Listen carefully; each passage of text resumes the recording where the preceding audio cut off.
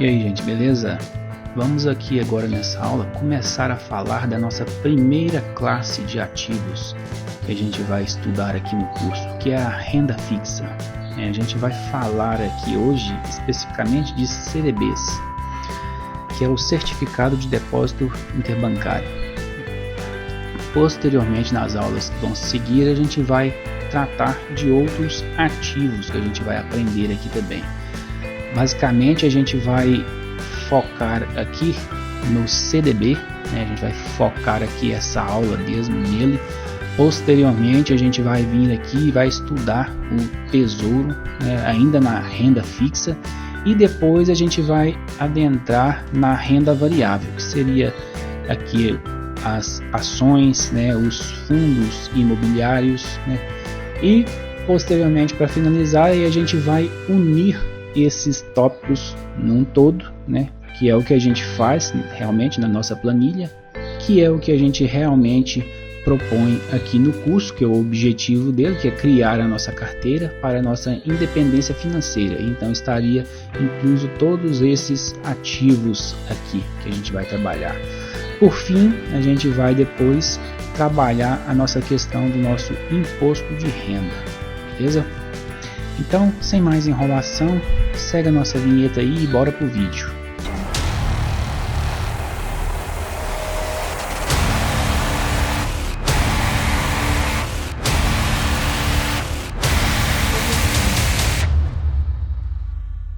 Bem, gente, então vamos começar aqui. Inicialmente, a gente tinha a prática de agiotagem. Nesse modelo, a gente não tem um intermediário entre o agente investidor e o agente deficitário, que é aquele que pega o dinheiro emprestado. Então, esse modelo ele tem alguns problemas, grande número de calotes às vezes envolvido. E o agente superavitário, o investidor, no caso, aquele que está emprestando, ele não tem autoridade legal para cobrar daquele. Complementando ainda as grandes taxas cobradas por esse agente superavitário frente ao deficitário. Grandes taxas essas, na maioria das vezes, ligada ao risco alto de se fazer esse tipo de operação. O que não é um modelo legal. Então, a agiotagem é crime, né? Então não é um modelo de investimento legal, beleza? Para substituir esse modelo, então surge agora um novo agente nesse modelo, que é o agente intermediário, que no caso aqui é o nosso banco, beleza? Então, como que funciona esse modelo, né? Então, para suprir aqueles problemas da agiotagem, né, surge então esse agente, o banco. Com ele, o investidor não mais empresta para quem quer, né, mas ele investe no banco. A gente fala aqui até mesmo ou numa corretora, você pode investir, mas a gente está falando aqui agora do agente intermediário. Vamos colocar então que a gente investe no banco, que por sua vez empresta para aquele que precisa de dinheiro, que é o agente deficitário. Assim, aquele que precisa de dinheiro emprestado, agora ele pega com alguém que tem respaldo legal para cobrar e exigir o pagamento. Não mais o agente superavitário, que não possuía essa autoridade, né? Aqui agora há limites nas taxas que são cobradas, né?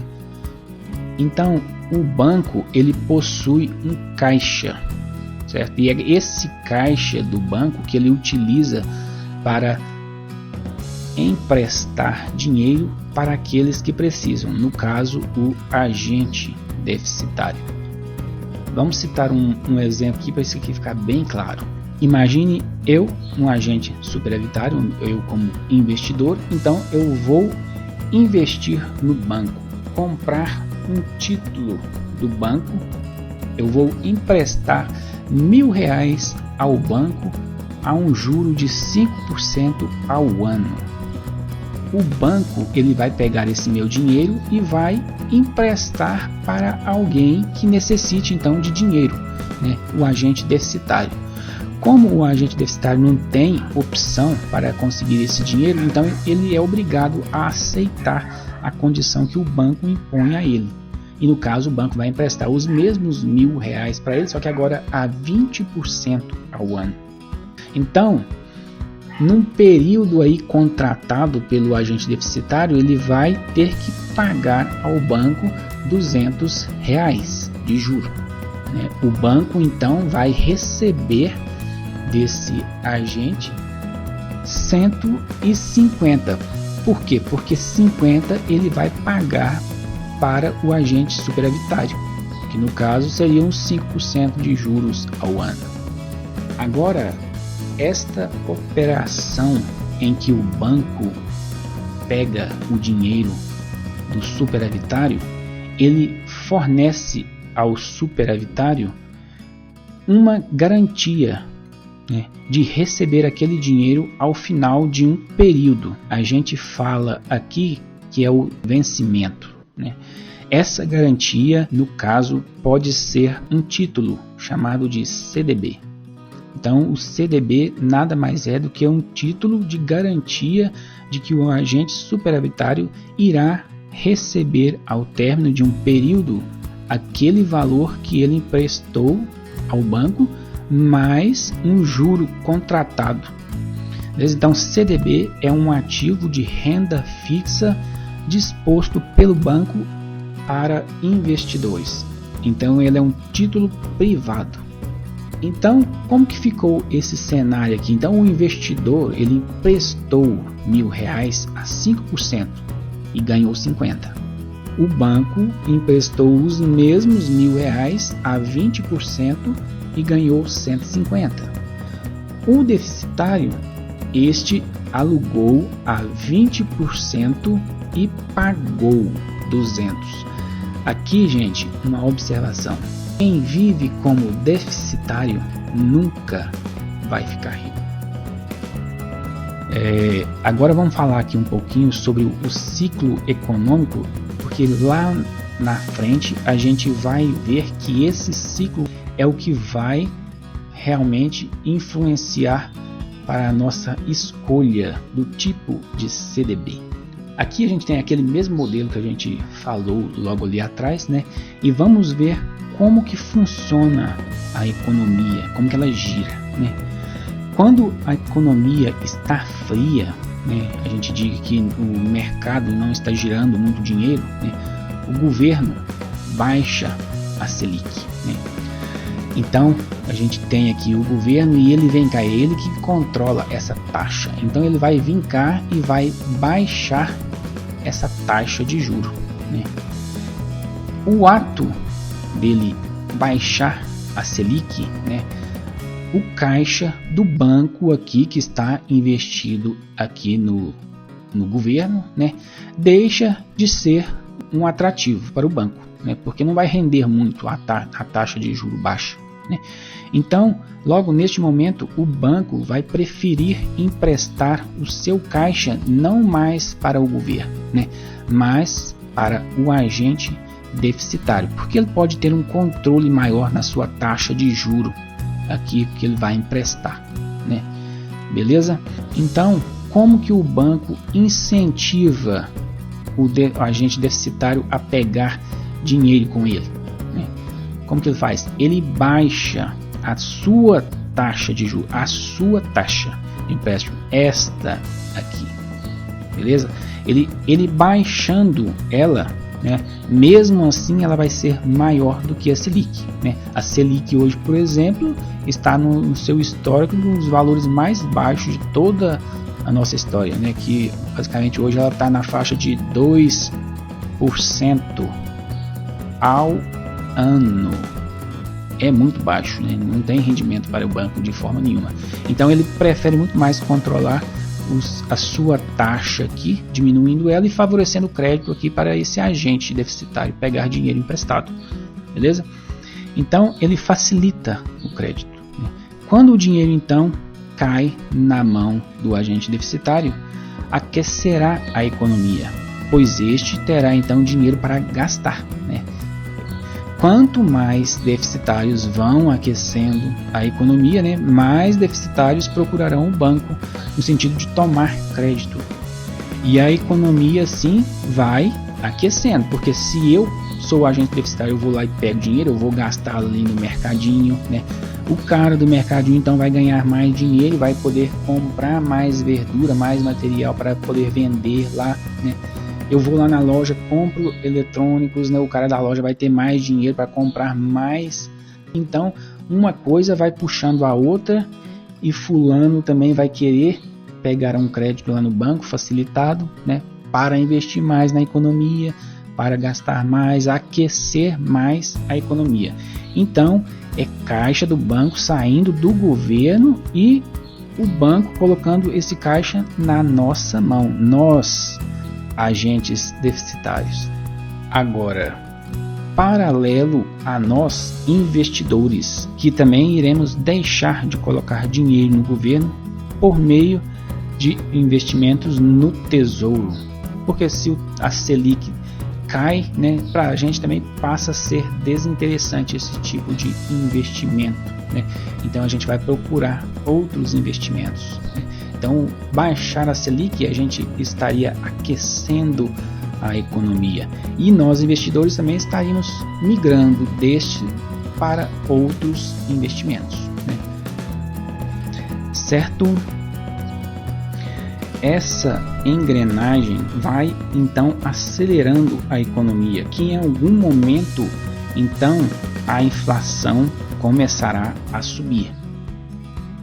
E o governo, neste momento, irá intervir, aumentando agora a Selic. No ato que o governo aumenta a Selic, o banco diz: opa, espera aí, então agora para mim pode ser interessante que eu volte a investir o meu caixa aqui, com o governo, beleza? Então, como que ele vai fazer isso? Travando aqui esses investimentos, aumentando a sua taxa de crédito, né? Dificultando o crédito, né? Então, novamente, ele começa então agora a alocar no governo, né? E dificultar o crédito aqui. Então, a economia vai começar então neste momento a desacelerar, né? E isso irá gerar desaceleração da economia para ir abaixando a inflação, que no caso é o IPCA. Então, inicia-se novamente agora o ciclo. Esse ciclo, gente, basicamente ele gira aí por volta dos seus 5, 6 anos, né? A gente tem esse ciclo se repetindo. Inicia-se novamente lá com a taxa Selic baixa. Então, para que serve o ciclo da economia?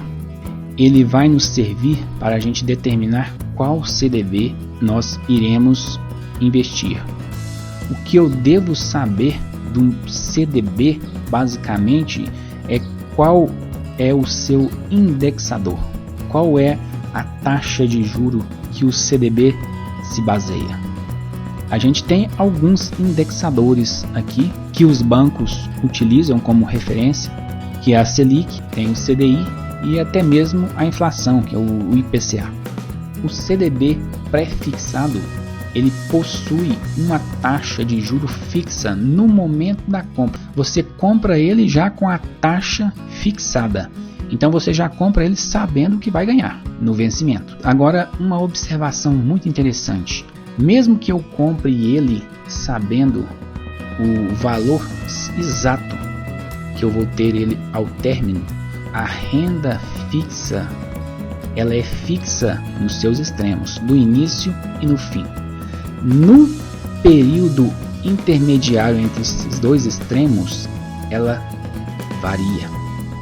Isso por quê? Porque a taxa básica ali, a Selic, ela vai variar no decorrer do período.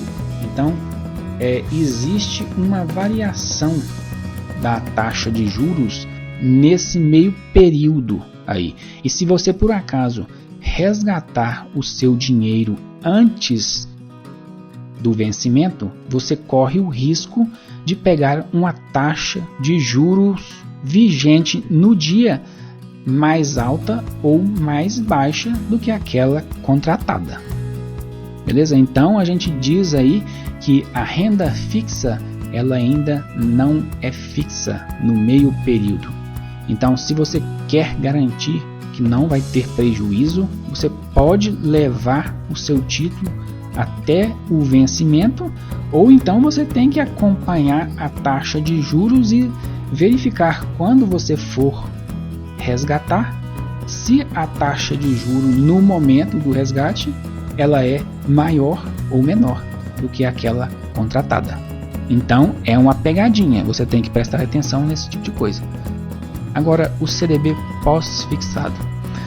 Esse CDB ele está anexado a um indexador, né?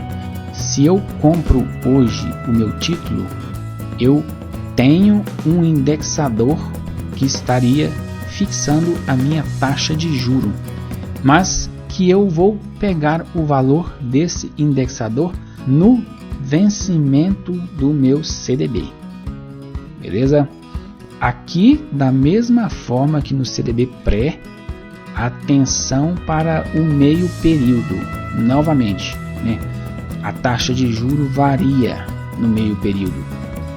E resgates feitos nesse meio período correm o risco de ganhar uma taxa inferior àquela contratada.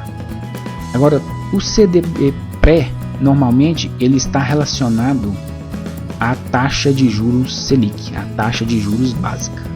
Agora, o pós, normalmente, ele está atrelado ao indexador do CDI, ou mesmo até ao IPCA. Beleza? Vamos ver agora um pouco aqui do CDB pré-fixado. Como eu disse, o CDB pré ele está relacionado à taxa de juros básica, a Selic, né? Agora, algumas observações aqui. Se você estiver em pontos de mínimo, que eu digo aqui, eu digo no seu momento histórico, a gente está, por exemplo, vamos supor aqui em 2020, a gente estiver mais ou menos nessa data aqui, 2019, mais ou menos nessa, por volta disso aqui, nesse momento histórico, né? Eu estou então em pontos de mínimo, né? Não é interessante que eu pegue CDBs pré-fixados exatamente nessa data. Por quê? Porque se eu for olhar o histórico da Selic, a gente vai reparar que a taxa de juros aqui nunca esteve tão baixa quanto ela está hoje. Então, provavelmente, nos próximos anos, e se a gente olhar a meta Selic para os próximos anos, a gente vai ver que a tendência dela é de que ela vai subir nos próximos anos. Eu vou abrir um arquivo aqui só para a gente poder ver, só para a gente verificar. Beleza, olha só aqui a meta Selic, aqui nesse ponto aqui, ó.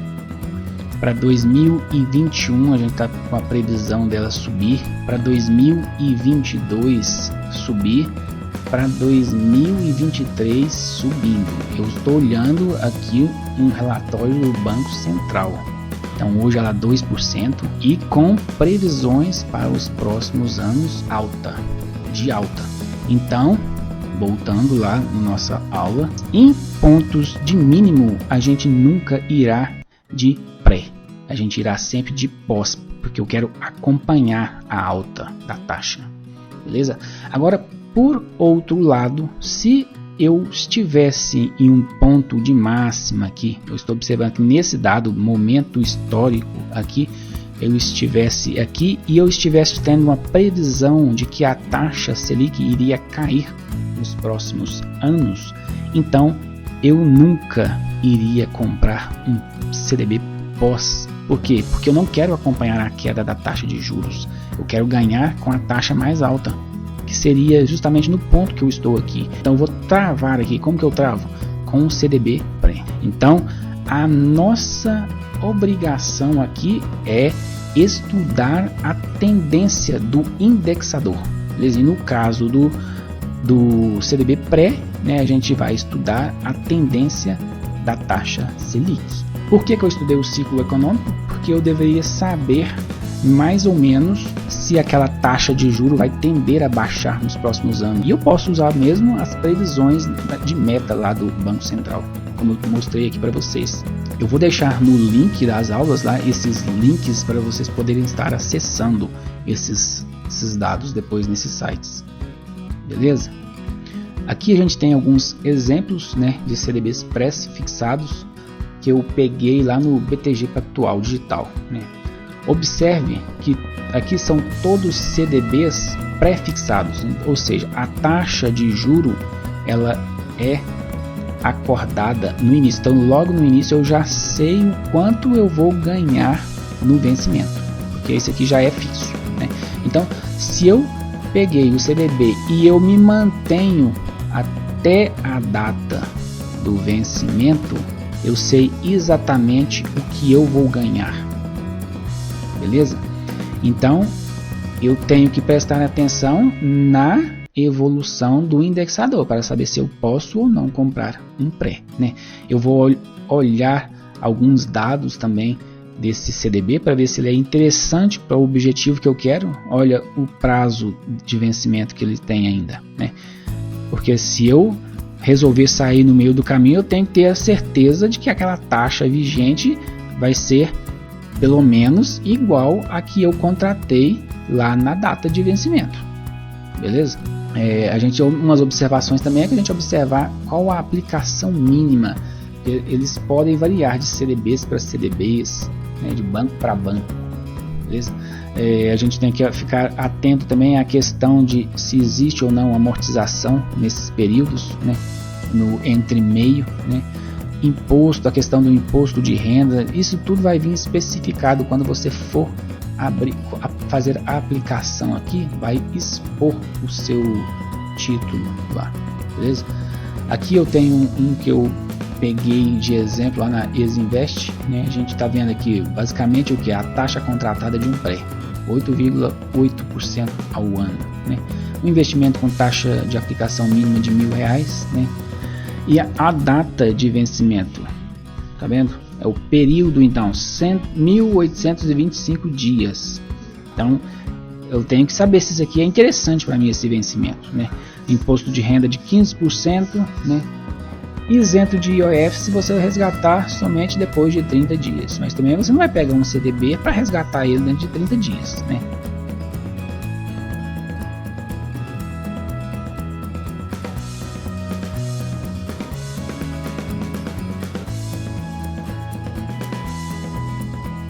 Vamos ver agora a questão do CDB pós-fixado.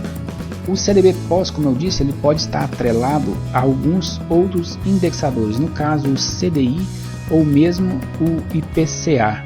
E o CDI, gente, ele é uma taxa de juros que anda colado na Selic. Se você ouviu a Selic, basicamente o CDI vai estar no mínimo abaixo da Selic. O CDB pós, ele normalmente está atrelado ou ao CDI ou ao IPCA. Agora vamos imaginar um quadro aqui. E como a gente já havia discutido lá atrás, se em algum dado momento histórico eu estou aqui num ponto de máximo, não é interessante neste momento que eu pegue um CDB pós-fixado, porque eu não quero acompanhar a taxa de juros desse indexador. Que no caso estamos dizendo aqui o Selic, que está basicamente o CDI aqui, que está acompanhando a Selic, né? Mas enfim, eu quero me manter aqui no topo, né? Então neste momento aqui o que interessa para mim seria um CDB pré-fixado, é que a gente já havia comentado anteriormente, né? Mas se você estiver em pontos de mínimos, é o que me interessa, ou seja, eu estou em pontos de mínimo, né, nesse dado momento histórico. E a minha previsão para o indexador é que ele vai subir nos próximos dias, né, nos próximos anos. A minha ideia é acompanhar a taxa, né? Então aqui neste mínimo eu vou de pós, aqui na máxima eu vou de pré, Beleza? Eu acho que ficou bem claro isso aqui agora para você, né? Como que eu escolho um pós ou um pré, né? Pós segue o indexador, pré trava para uma queda do indexador. Beleza? Vamos aqui seguir então. O seu trabalho então é descobrir para onde vai o indexador do CDB em questão. Sobe ou desce? Sobe ou desce? Em mínima, né, em questão de pontos de mínima, né, juro irá subir, vai subir, certo? Então, invisto em pós-fixado para esse indexador, porque eu quero acompanhar a taxa, eu quero acompanhar aquele indexador, eu quero ganhar uma taxa mais alta, né? Em máxima, então vamos supor que eu estou em pontos de máxima, né? Em algum desses, juro irá cair, tá? Então o que me interessa é manter na taxa alta aqui. Então nesse momento eu invisto em pré para travar, beleza? Esse indexador. Esta é a ideia. É assim que você escolhe o CDB. Alguns exemplos aqui que eu peguei lá na XP Investimentos. Observe todos eles aqui pós, né, fixados no indexador CDI, né, beleza? Ou seja, basicamente na Selic, né? Então a gente tem aqui vários exemplos, todos eles na Selic, certo? Olha um outro exemplo que eu peguei aqui, né, lá foi na XP também, né, mas olha só, baseado no indexador do CDI, né, eu tenho aqui aplicação mínima de R$1.000, né, o vencimento para 2021, né? Então fica bem claro aqui agora como que a gente vai selecionar um CDB pós ou pré, de acordo então com o nosso estudo histórico e previsão para o indexador desse CDB. Então a gente tem que observar nosso objetivo. Qual é o meu objetivo? Para quando? Frente isso, eu vou pegar um CDB que vai direcionar no mesmo sentido do meu objetivo, ou seja, que vai crescer. Outro exemplo aqui de CDB pós do BTG Pactual também, a gente está tendo aqui todos eles baseados no CDI, né? A gente vê as aplicações agora aqui já bem mais salgadas, aplicação mínima de R$10.000, né? Mas uma taxa muito atrativa aqui, olha, 150% do CDI. Isso aqui, gente, quando eu digo 150% do CDI, hoje a minha Selic, quanto que ela está? Vou abrir uma outra aba aqui só para a gente poder fazer uma conta.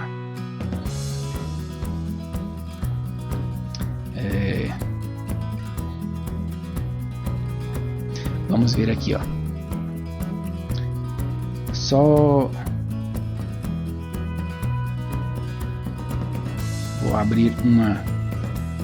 Vamos fazer uma continha aqui só para a gente poder visualizar melhor isso aqui que eu estou falando.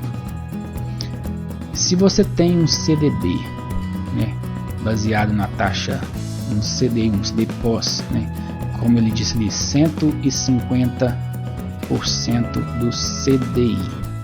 Hoje o CDI ele está por volta de 2% ao ano. Então, quanto que esse CDB está me rendendo? É 150 de 2%. Então, se 2% é 100%, quer dizer que 150% é quanto? Regrinha de 3 básica, né? 3%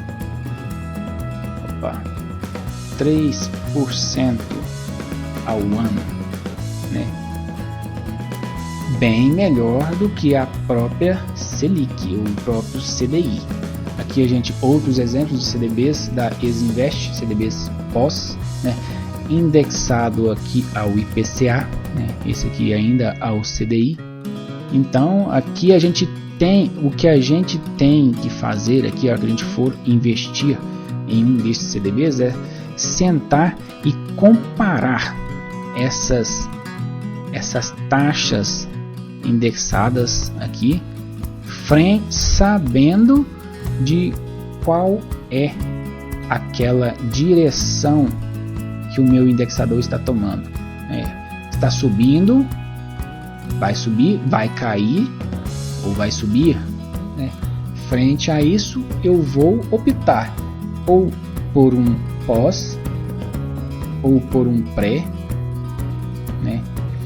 E baseado no qual destes eu escolhi, eu vou vir aqui no meu portfólio de vários ativos lá disposto nas corretoras ou no banco, né?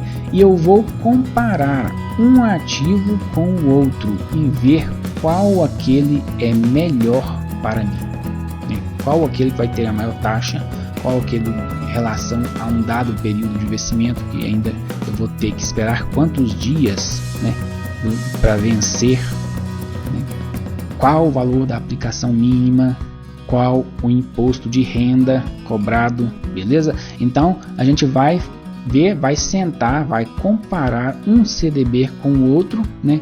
E a gente vai ver logo em seguida a questão do prêmio de risco para cada um desses CDBs, para a gente poder definir, beleza, gente? Então eu vou finalizar essa aula por aqui, e na próxima aula a gente vai falar um pouquinho do FGC, o Fundo Garantidor de Crédito, que é um órgão que vai ali dar a nossa garantia para aqueles CDBs, beleza? Então é isso, um abraço e até a próxima aula.